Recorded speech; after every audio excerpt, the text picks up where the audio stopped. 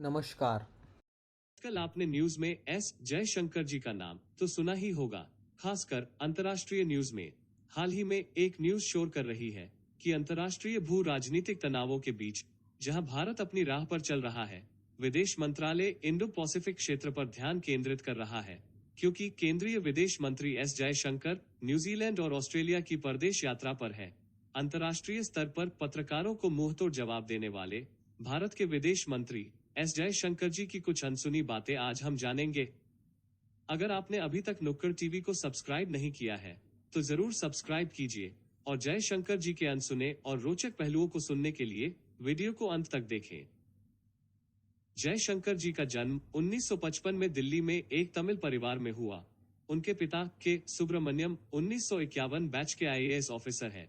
भारत की nuclear policy बनाने में सुब्रमण्यम जी का बहुत बड़ा योगदान है। वह खुद अंतर्राष्ट्रीय पॉलिटिक्स विषय के विश्लेषक रह चुके हैं। उनके 4 बच्चों में से एक है आईएएस विजय कुमार, जाने माने इतिहासकार संजय सुब्रमण्यम, और तीसरे है सुब्रमण्यम जयशंकर मतलब एस जयशंकर। एयरफोर्स स्कूल से 10वीं तक की शिक्षा पाने के बाद दिल्ली के सेंट स्टीफेंस कॉलेज से वो केमिस्ट्री ग्रेजुएट हुए। उसके बाद उन्होंने एमए इन पॉलिटिकल साइंस और एमफिल भी पूरा किया। दिल्ली के मशहूर जवाहरलाल नेहरू यूनिवर्सिटी मतलब जेएनयू से उन्होंने अंतर्राष्ट्रीय संबंध इस विषय पर पीएचडी भी की है। 1977 में उन्होंने यूपीएससी एग्जाम क्लियर करके इंडियन फॉरेन सर्विस मतलब भारतीय विदेश सेवा ज्वाइन कर ली। उन्होंने 1979 से लेकर 1981 तक सोवियत यूनियन में इंडियन मिशन के 3rd और 2nd सेक्रेटरी के पद पर काम किया। रशिया से लौटने के बाद भारत में तारापुर न्यूक्लियर प्लांट को अमेरिका से दिए जाने वाले ईंधन पर जो वाद हुआ था, उसको सुलझाने में उन्होंने महत्वपूर्ण भूमिका बजाई थी। 1985 से लेकर 1988 तक वाशिंगटन में भारतीय दूतावास में 1st सेक्रेटरी के पद पर मतलब प्रथम सचिव के पद पर काम किया। 1988 से लेकर 1990 तक उन्होंने श्रीलंका में आईपीकेएफ मतलब इंडियन पीसकीपिंग फोर्स के लिए सलाहकार और 1st सेक्रेटरी के तौर पर काम किया।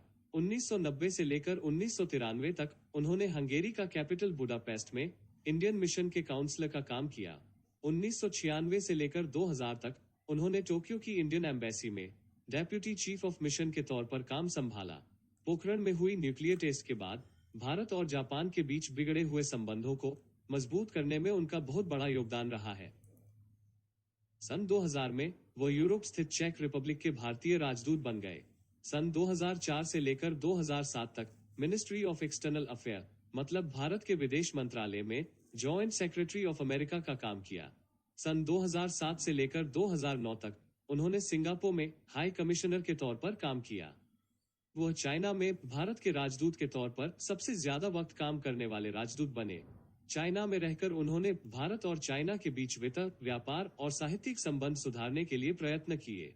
चाइना के साथ बॉर्डर पर होने वाले डिस्प्यूट सुधारने के लिए उन्होंने कुछ कठोर उपाय योजना भी की और चाइना को ठिकाने पर लेकर आए।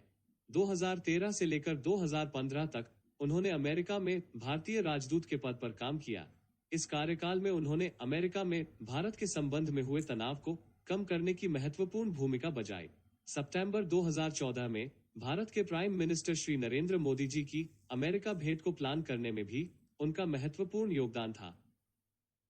सन 2014 इस साल में वो भारत के 31st फॉरेन सेक्रेटरी मतलब भारत के विदेश सचिव इस महत्वपूर्ण पद पर नियुक्त किए गए।